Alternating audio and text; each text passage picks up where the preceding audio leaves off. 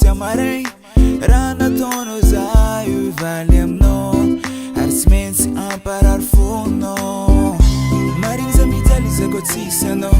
raha jiaby vitanao isoroko anao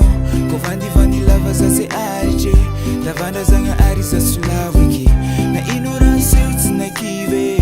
eratako na faiky nanangidy maizy ny fiainana ananiany amaregny mbola zava fô efa letry ela zay atsika niaraka tsisy malomalo tsy haiky raha nahazo anao niovanao rô tatoato na saiky nandasika za nampijaly saigna latsadrano maso zano ny fitiavako anao bebe mariny za mijaly zako tsisy anao raha jiaby vitanao isoroko anao ko vandivany lava za zay aritry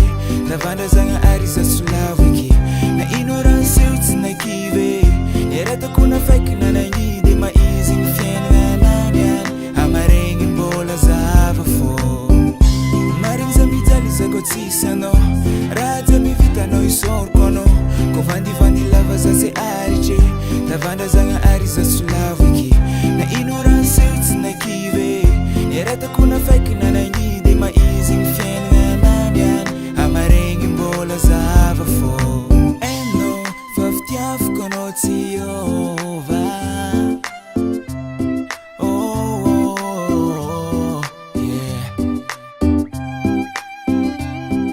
maizy ny fiainana amaregny mbola zava fô mariny za mijaly zako tsisy anao raha jiaby vitanao isoroko anao ko vandivany lava za zay aritry lavandrazagna ary za solavo eky na ino raha seho tsy nakivy eratako na faiky nanangidy maizy ny fiainana ananiany amaregny mbola zava fô mariny za mijaly zako tsisy anao raha jiaby vitanao isoroko anao ko vandivany lava za zay aritry lavandrazagna